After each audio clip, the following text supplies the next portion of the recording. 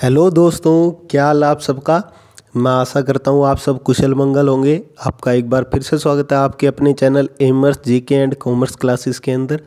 तो दोस्तों, ये वीडियो मैं बना रहा हूँ क्योंकि नवोदय विद्यालय समिति के अंदर लगभग 1900 से ज़्यादा वैकेंसी निकली है।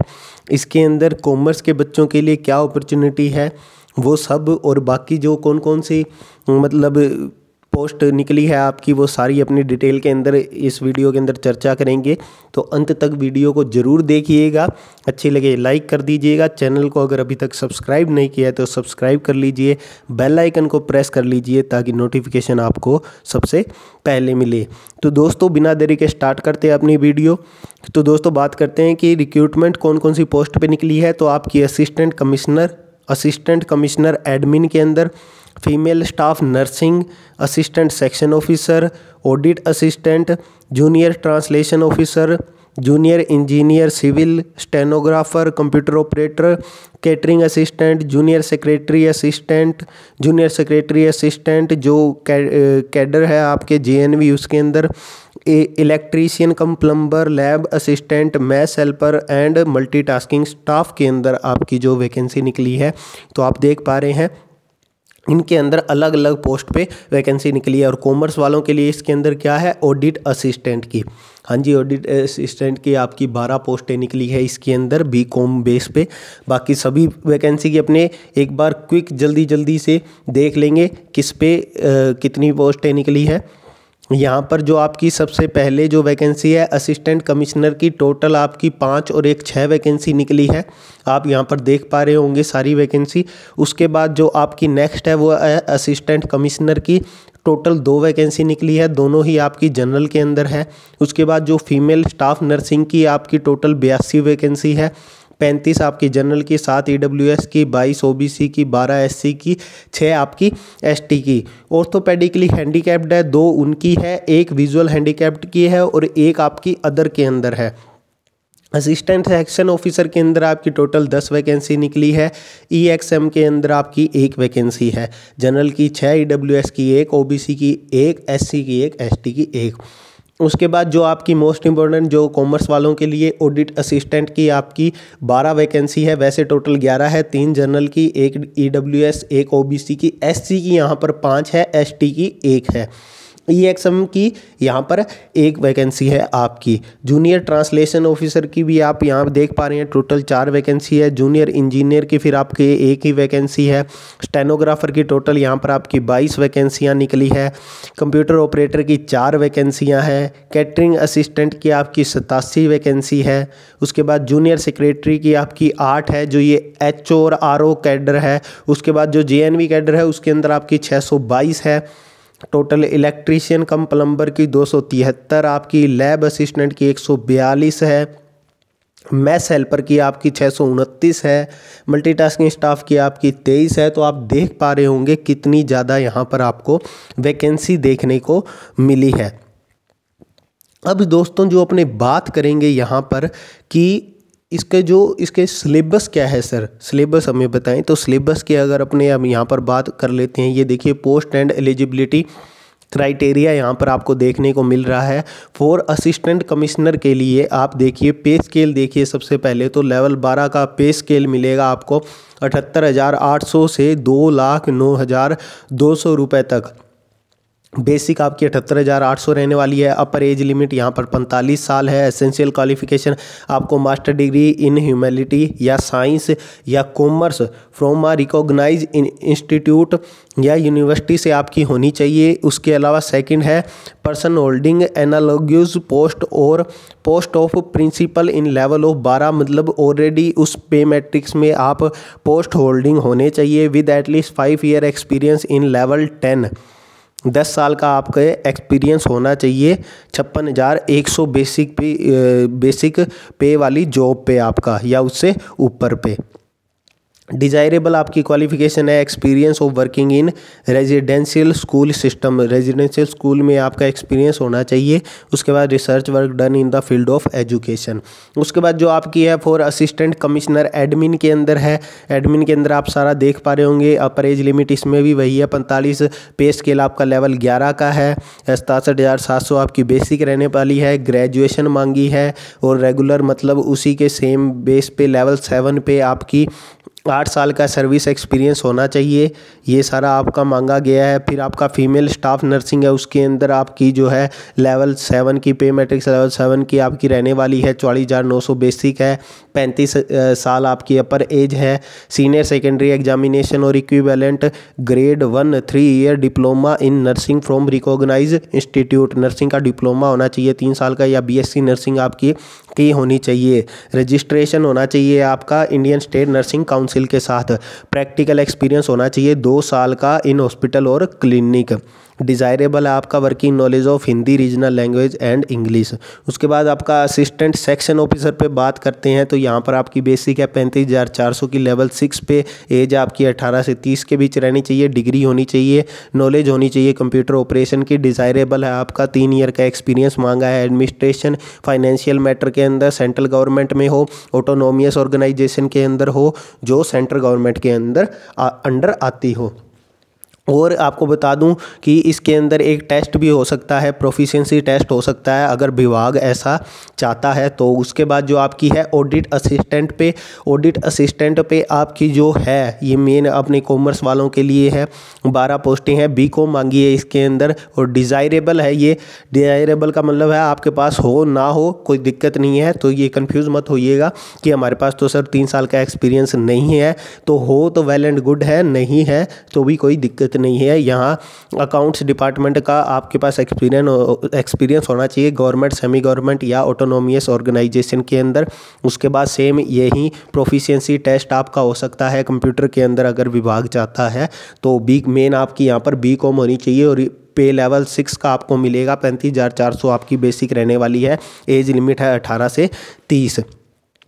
उसके बाद जो आपकी है जूनियर ट्रांसलेशन ऑफिसर, इसके अंदर आपकी 32 साल एज है, लेवल 6 आपकी पे मैट्रिक्स है, पे स्केल एसेंशियल क्वालिफिकेशन मांगी है, मास्टर डिग्री होनी चाहिए आपकी Hindi with English as a compulsory और इलेक्टिव सब्जेक्ट और as the medium of examination at the degree level.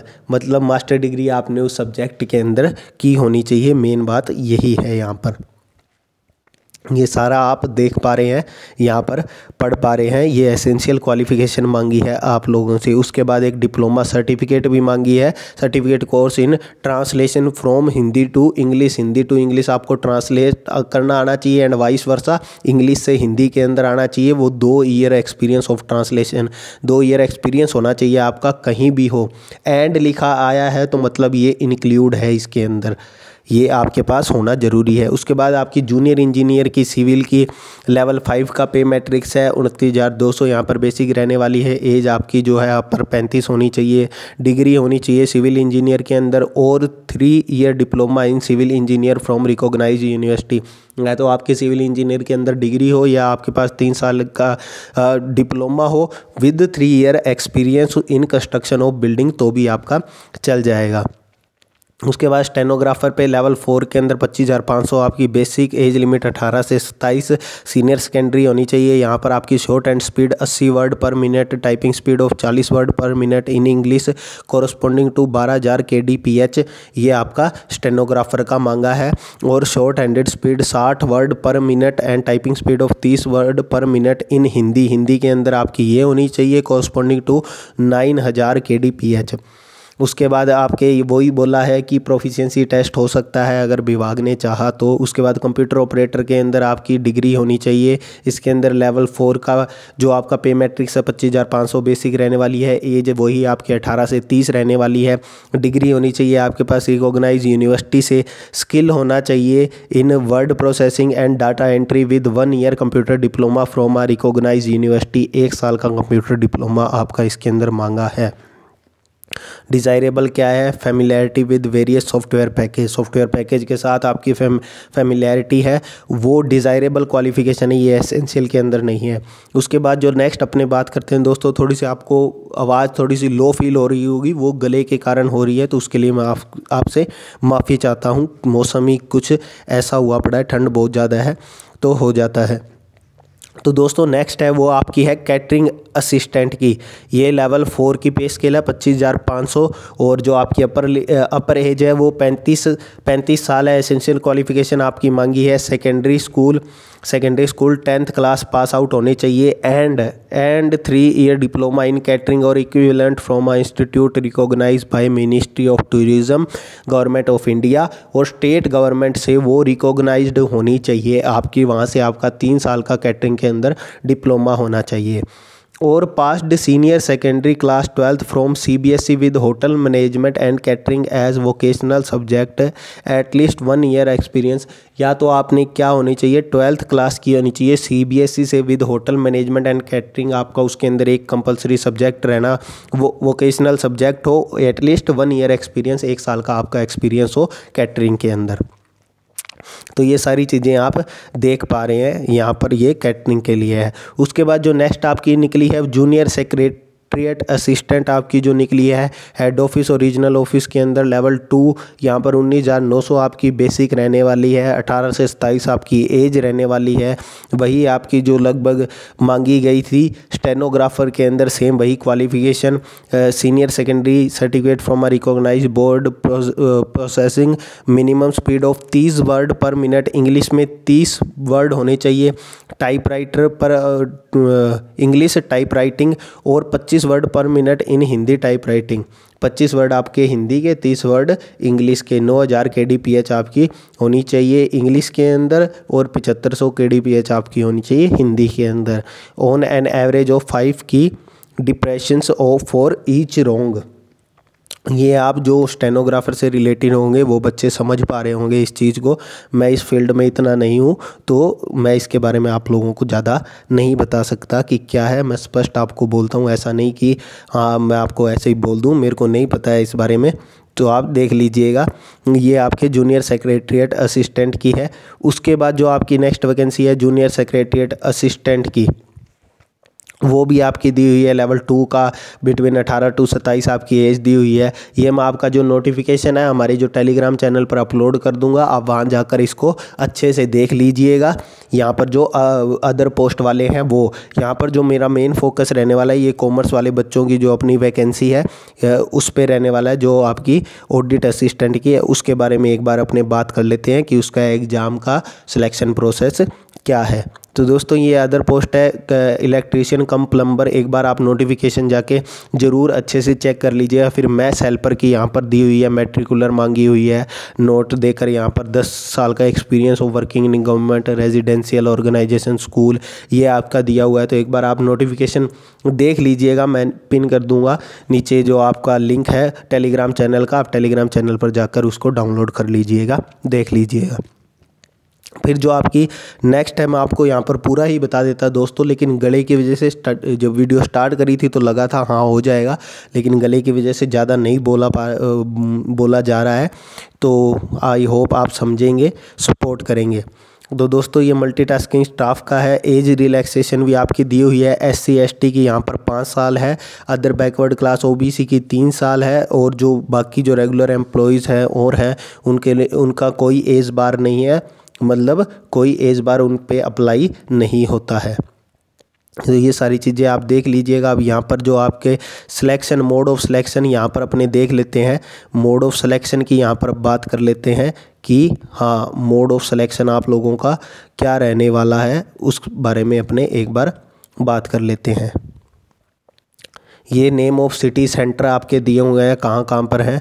उसके बाद जो अपना मेन है, हाँ ये आ गया। आप बाकी पोस्टों का देख लीजिएगा। मैं यहाँ पर एक बार आपके लिए चर्चा कर लेता हूँ आपकी ऑडिट असिस्टेंट की। ऑडिट असिस्टेंट की यहाँ पर बात कर लेते हैं, ये मैंने हाईलाइट भी कर रखा है। तो ऑडिट असिस्टेंट में क्या होगा, आपके 130 मार्क्स का पेपर होगा। इंटरव्यू इसके अंदर नहीं है, विभाग चाहेगा तो आपका प्रोफिशिएंसी टेस्ट हो सकता है। 130 क्वेश्चन आएंगे, 130 मार्क्स के आएंगे टोटल। और क्या आपको 2.5 घंटे दिए जाएंगे इसके लिए। रीजनिंग के 20 क्वेश्चन होंगे, क्वांटिटेटिव एप्टीट्यूड जो आपके मैथ के होंगे वो 30 क्वेश्चन होंगे, 30 ही मार्क्स के होंगे।